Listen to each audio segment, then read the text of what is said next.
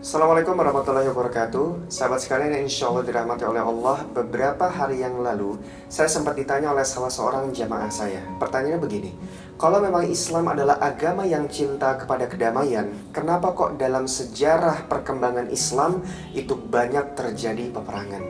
Mari kita jawab pertanyaan ini, teman-teman. Untuk menjawab pertanyaan ini, kita perlu mengacu kepada salah satu ayat di dalam Al-Quran. Silakan teman-teman cek di Quran surat Al-Baqarah ayat ke-30.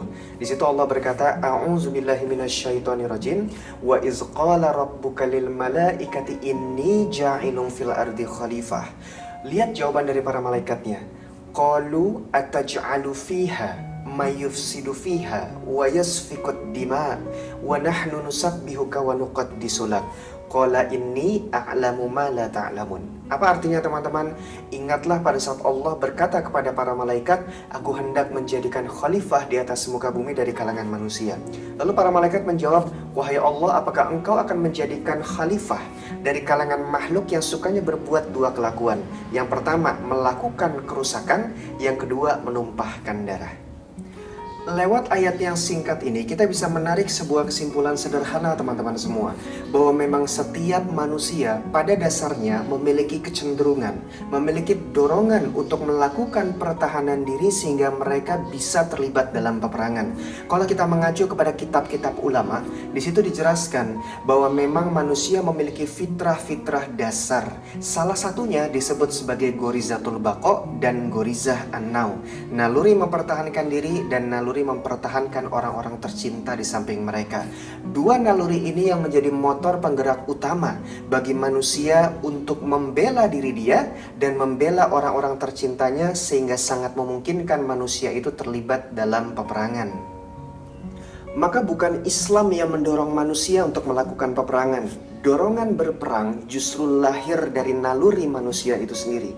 Islam justru datang untuk mengatur tata cara berperang manusia agar manusia itu berperang dengan cara yang beradab, bukan dengan cara yang biadab.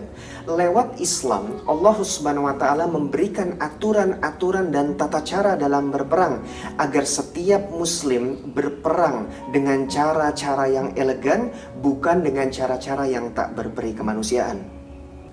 Pembantaian yang dilakukan oleh orang-orang kafir terhadap saudara-saudari muslim kita di Palestina, di Rohingya, di Uighur, dan di banyak belahan bumi lainnya, ini menunjukkan contoh-contoh yang real kepada kita. Inilah yang terjadi apabila seorang manusia tidak menyandarkan tata cara berperangnya kepada wahyu Tuhan. Yang terjadi adalah pembantaian, kebiadaban, segala hal yang tidak berperi kemanusiaan. Inilah yang dilarang oleh Allah Subhanahu wa Ta'ala dalam Islam, dan inilah kenapa Islam wajib untuk mengatur segala tata cara dalam peperangan supaya kita berperang dengan cara yang beradab dan dengan cara yang elegan.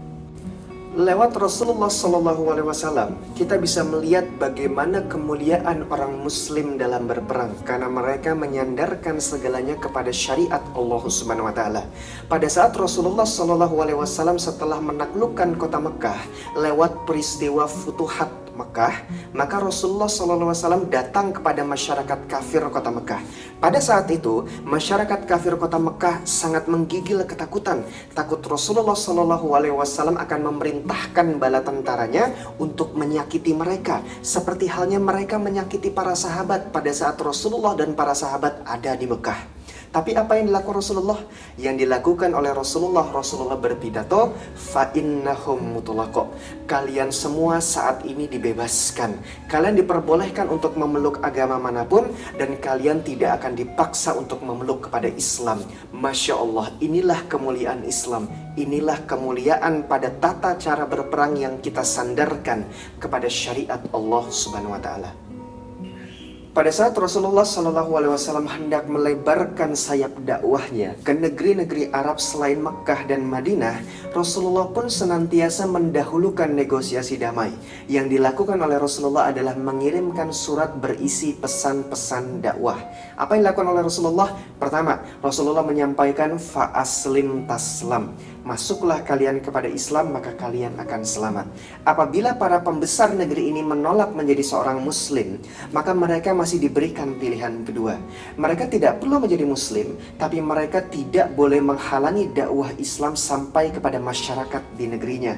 Mereka pun memberikan jizyah kepada umat muslim dan mereka akan dilindungi di bawah sistem pemerintahan Islam yang saat itu dipegang pemimpinnya oleh Rasulullah SAW.